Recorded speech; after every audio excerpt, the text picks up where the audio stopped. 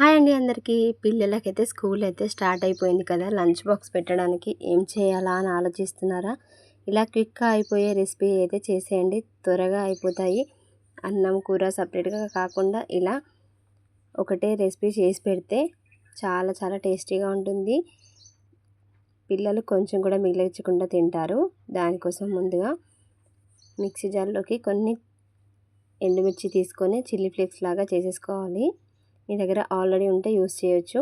నా దగ్గర లేవు కాబట్టి నేను ఇలా మిక్సీ పడుతున్నాను. చిల్లీ ఫ్లేక్స్ ఇంట్లోనే ఈజీగా తయారు చేసేసుకోవచ్చు. తర్వాత వెల్లుల్లి రెబ్బలు ఇలా కట్ చేసుకోవాలి. మనం చేసుకున్న రెసిపీ ఏంటి అని అనుకుంటున్నారా? గార్లిక్ ఎగ్ రైస్ అండి.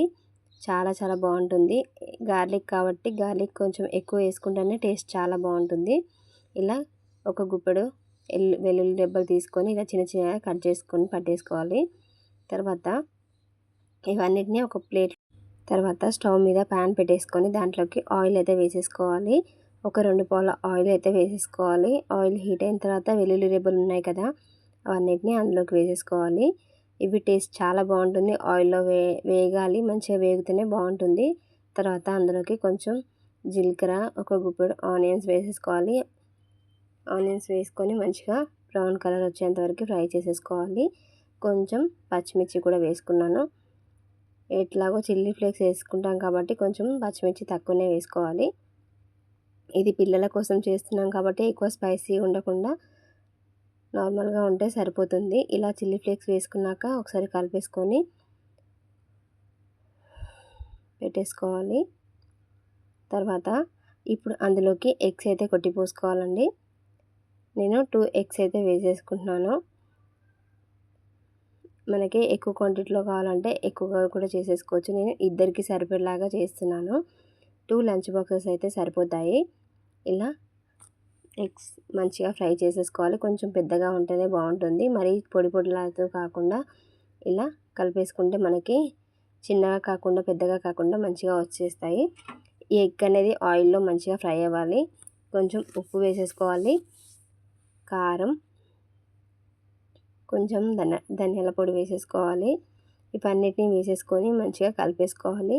మీకు ఇంకా రెస్టారెంట్ లాగా స్టైల్లో కావాలనుకుంటే అందులోకి కొంచెం సోయా సాస్, వెనిగర్ వేసేసుకుంటే టేస్ట్ అలాగే ఉంటుంది. కానీ నేను ఇంట్లో పిల్లలకి బాక్స్లోకి చేస్తున్నాను కాబట్టి అవన్నీ అసలు వేయకూడదు, అవాయిడ్ చేసేసుకొని మంచిగా సింపుల్గా చేస్తున్నానండి.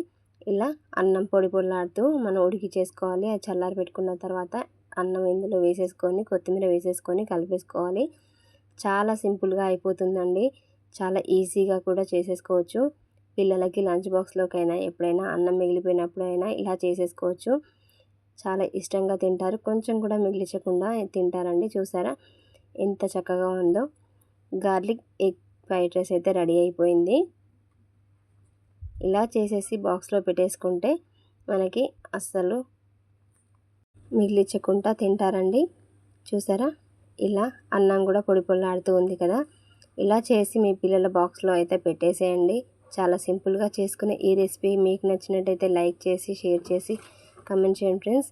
ఇలాంటి రెసిపీస్ కోసం మన ఛానల్ని సబ్స్క్రైబ్ చేసుకోండి. ఇలాంటి లంచ్ బాక్స్ రెసిపీస్ మరెన్నో చూపిస్తాను.